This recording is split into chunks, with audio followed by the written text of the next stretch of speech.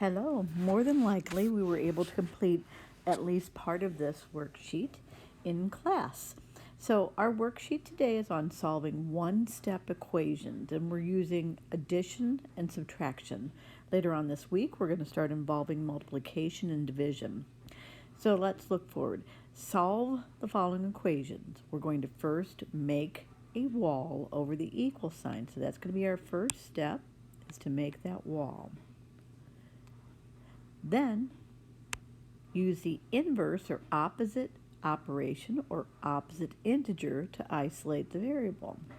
So we're going to use the opposite operation or opposite integer. Be sure whatever you add or subtract on the left side, you also add or subtract on the right side. That's called balancing the equation. So we want to make sure we write that we're doing this. And then finally, it's a reminder to show all of these steps. The solving step is just as important as the answer, and our final answer should look similar to this. A variable, in this case we chose x, equals a number. In this case it's 20. It could also say 20 first equals x. So let's get going.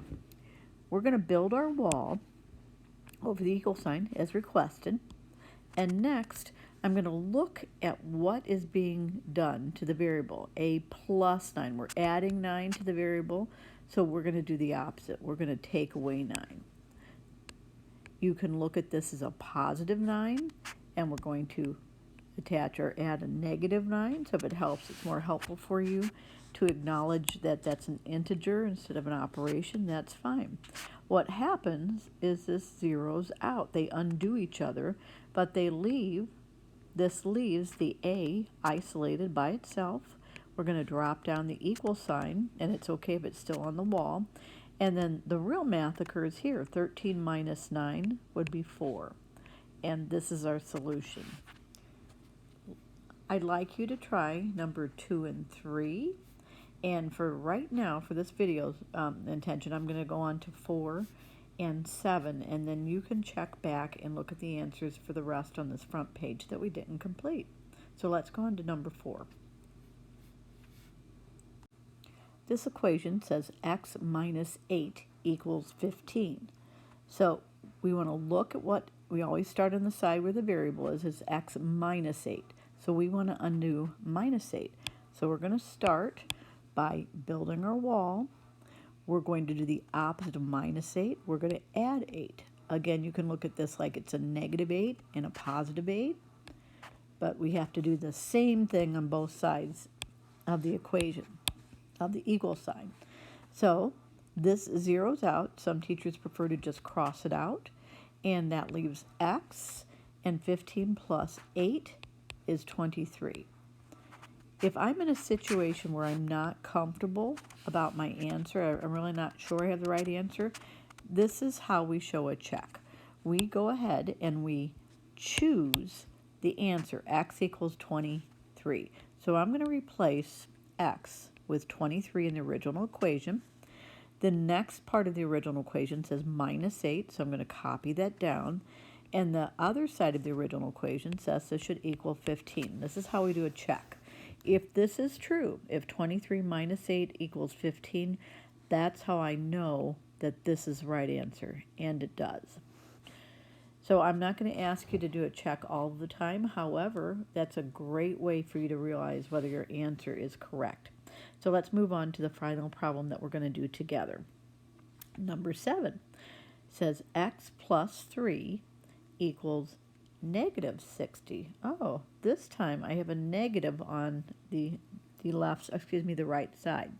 So the good news is I'm still going to solve this using the same steps. I'm going to build my wall. I'm going to look and see what's happening on the side where the variable is, and I'm adding 3. So I'm going to do the opposite. I'm going to subtract 3, and I have to do it on both sides. So the comfortable side, this side, it zeroes out, leaving x.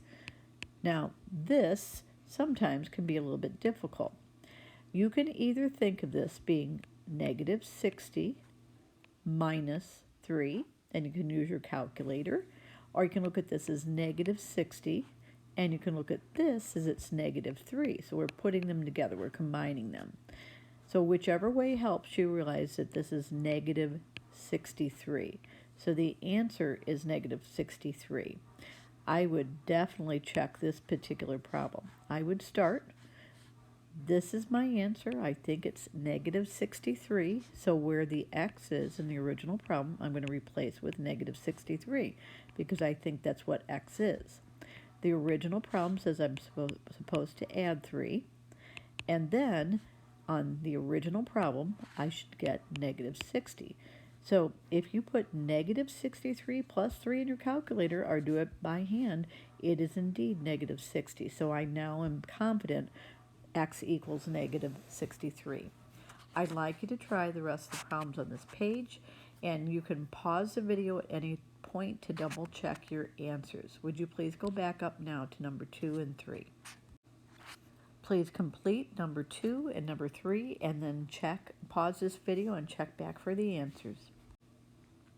Be sure when you check your answers that you absolutely are showing your solving steps on both sides. That's very, very important.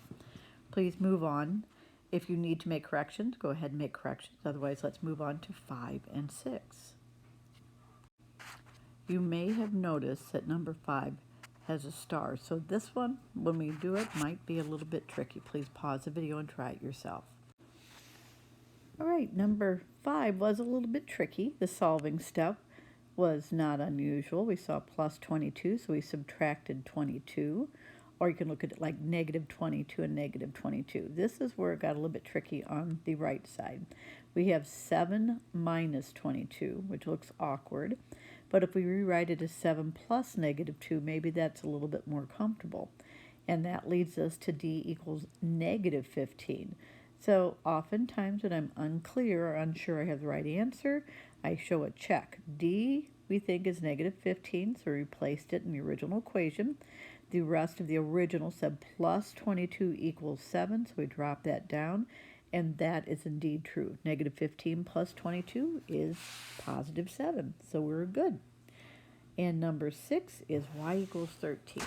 Please move on now to 8 and 9. So the answer from number 8 is n equals -73. Now again, this would be one that I might question, so I replaced n with -73. I dropped down the rest of the original equation, and it looked like this. So admittedly, this is not particularly comfortable. You may still not be sure that this is the answer. If you put this in a calculator, it will give you this, but let's see what would happen if we didn't have a calculator. We could use keep, change, change, and I get -73. We'd change the minus to a plus, and we'd change the 2 to -2. And now, if I recall my rules for adding same sign integers, I add them, and I keep the sign. So it is indeed -75, and that was helpful for me if I didn't have a calculator. Hopefully that's helpful for you as well. The next problem, again, it might be unclear to you that 11 minus 25 is -14. So let's, again, use that keep, change strategy. So we're going to go back and put keep, change, change. And we're going to keep the 11, change the minus to a plus, and make the 25 negative. Now, the rule for different sign integers says that we subtract them. So 25 take away 11 would be 14, and then we choose the sign of the number furthest from 0, or in other words, the number that has the highest absolute value. So this is true. So please turn to the back side, and I'd like you to work on this independently. This is something that the more you work on, the more comfortable you're going to become. Thank you.